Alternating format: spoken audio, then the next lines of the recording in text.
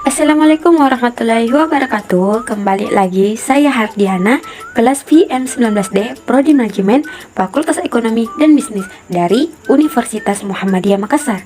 Kali ini saya akan membawakan materi rasio keuangan solvabilitas dari mata kuliah Teknik Analisa Laporan Keuangan. Nah, mari kita simak. Pertama, kita harus mengetahui dulu apa pengertian dari rasio solvabilitas ini, yaitu rasio solvabilitas adalah rasio yang menunjukkan besarnya aktivitas sebuah perusahaan yang didanai dengan utang. Artinya, seberapa besar beban utang yang ditanggung oleh perusahaan dibandingkan dengan aktivitasnya. Rasio ini juga merupakan ukuran yang menunjukkan kemampuan perusahaan untuk membayar seluruh kewajibannya, baik kewajiban jangka pendek maupun jangka panjang, jika perusahaan dibubarkan atau dilikuidasi. Adapun jenis-jenis rasio solvabilitas ini, yaitu pertama, debto aset rasio. Rasio ini menunjukkan nilai relatif antara nilai total utang terhadap total aktiva. Yang kedua, debto equity rasio. Debto equity rasio ini menunjukkan nilai relatif antara total utang dengan total ekuitas. Yang ketiga, long term debto equity rasio. Rasio ini merupakan rasio antara utang jangka panjang dengan modal sendiri atau ekuitas. Yang terakhir, Times Interest Earned. Rasio ini adalah sebagai kemampuan perusahaan untuk membayar biaya bunga dari laba sebelum perhitungan bunga dan pajak. Nah, selanjutnya cara perhitungan rasio solvabilitas. Kita ambil hasil usaha atau kinerja perusahaan PT Adra.biz dalam 1 tahun. Ditunjukkan dalam laporan neraca dan laba rugi seperti terlampir ini.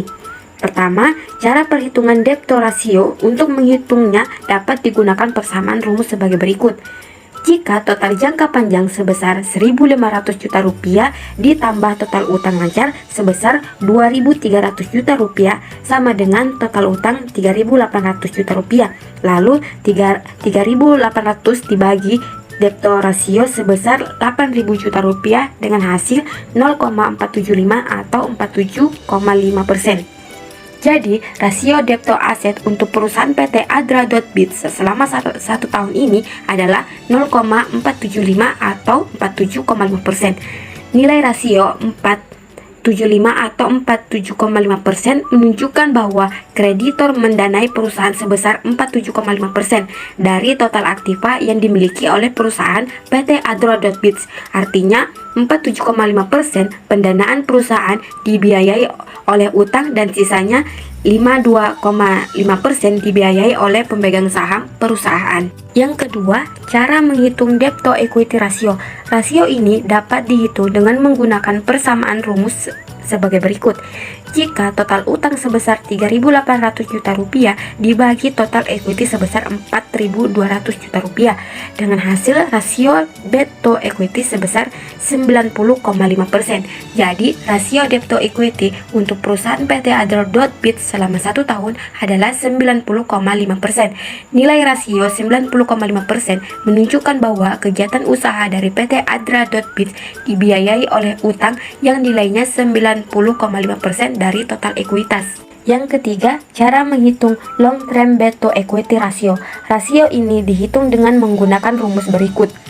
Jika total utang jangka panjang sebesar 2.300 juta rupiah dibagi ekuitas total sebesar 4.200 juta rupiah dengan hasil 54,8%. Jadi, nilai long term debto equity rasio ini sebesar 54,8%, menunjukkan bahwa utang jangka panjang perusahaan sebesar adalah 54,8% dari nilai ekuitas yang dimiliki perusahaan. Artinya 54,8% dari ekuitas dijaminkan untuk utang jangka panjang.